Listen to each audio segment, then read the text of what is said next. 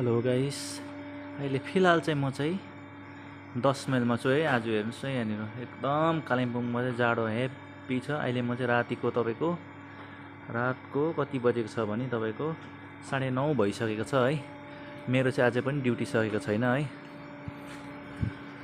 चाहिँ यहाँनिर चाहिँ छु है, अझै ड्युटी सकेको छैन। मैले चाहिँ यहाँनिर मेरो गाडी छ है, यहाँबाट चाहिँ म चाहिँ पानी हाल्दैछु है।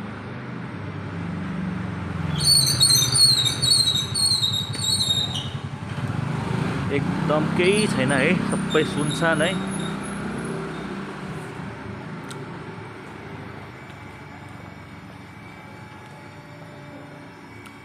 एउटा कुकुर है, मान्छेहरू त छैन पनि। एकदमै आज फक लागेर, आज एकदम कुहिरो लागेर यस्तो दिन भइरहेको छ, जाडो हेभी है।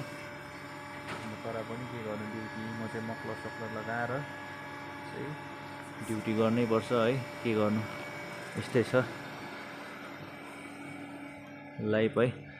हार्ड वर्किङ है। अब यस्तै छ मेरो है।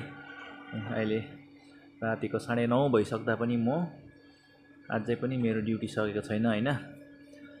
यस्तो खटिखटाइ छ है। के गर्नु, अब काम भनेको काम नै हो है। यहाँनिर म चाहिँ पानी हालिरहेको छु है। तपाईँहरूले एउटा देख्नु सक्नुभएको छ, यहाँ 8 बजेको यहाँ अगाडि मेन गेट है।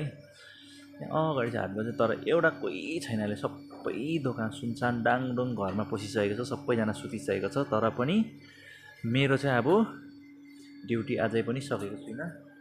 म चाहिँ यहाँनिर चाहिँ बसेर पानी हाल्दैछु है। के गर्नु है, सबैजनालाई गुड नाइट है, शुभरात्रि है। मेरो चाहिँ अब सकेको छैन। ल त गाइस, आजलाई यति नै है। एकदम चिसो दिनमा है, चिसो भ्लग है तपाईँहरूको सामने मैले आज कालिम्पोङ 10 माइलबाट तपाईँहरूलाई देखाइरहेको छु है त गाइस। यस्तो छ एकदम, सबैको घरभित्र पसेर तातो भएर बसिरहेको होला है। मेरो चाहिँ अझै पनि सकेको छैन है त गाइस। म चाहिँ यहाँनिर मेरो ड्युटी छ है, यहाँनिर म पानी हाल्दैछु, मेरो अझै पनि सकेको छैन। ल त सबैजनालाई tata bye by, good night.